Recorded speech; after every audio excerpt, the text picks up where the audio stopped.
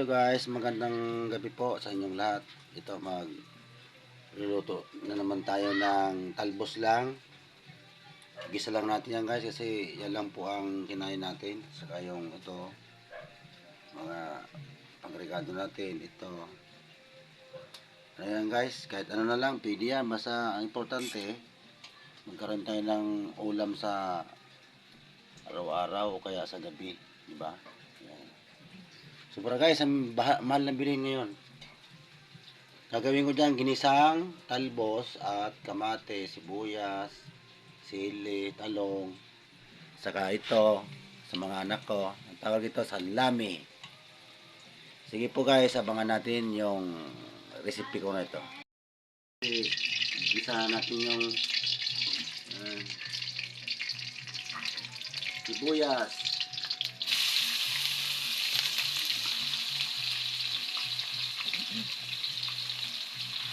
Mikos natin. Medyo parang mga natin guys.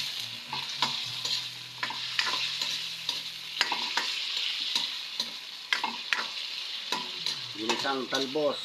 Tapos talong. Guys. Yan ang sakto dito.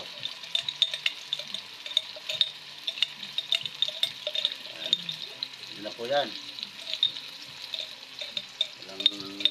Yan lang po ang kaya guys. Ngayong gabi.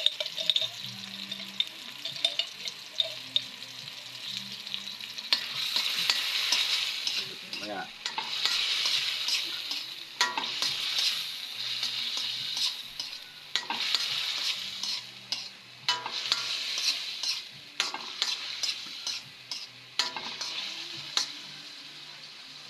Ginisa.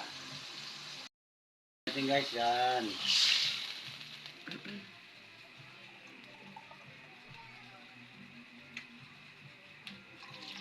Yan, dalawa lang.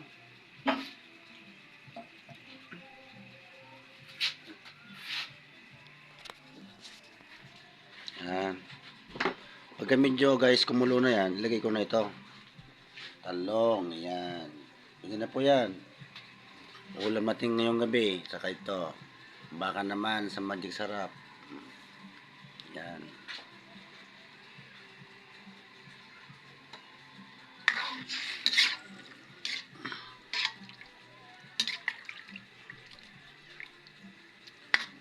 Wala lang sahog yan guys.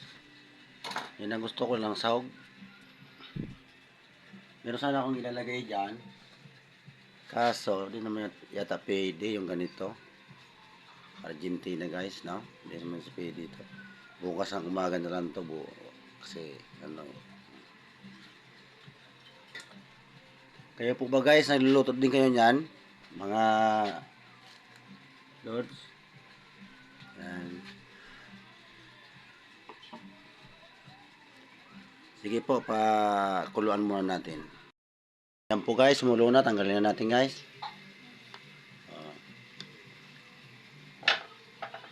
Ano lang ito guys.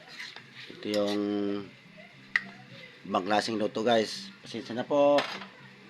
Lalagayan natin yung talong guys. Ito. Yan.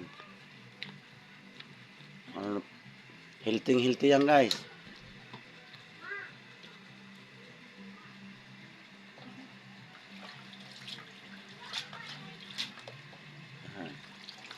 Ilagay natin talbos. Yun o. Yan. Bagong ano yan guys. Ang tao guys, pag mahirap, ganyan talaga. Kahit ano na lang kinakain, basta importante yung may laman ang tiyan natin.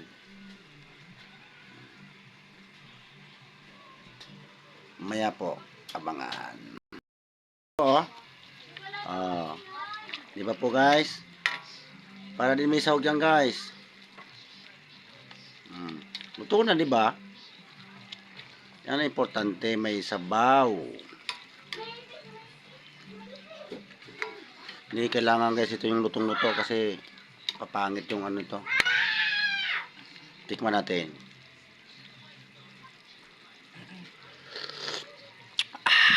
Wow, sarap. Mm. Sige po guys, hanggang dito na lang po. Marami pong salamat sa inyong lahat. At kain na. God bless you. Bye-bye. Ingat.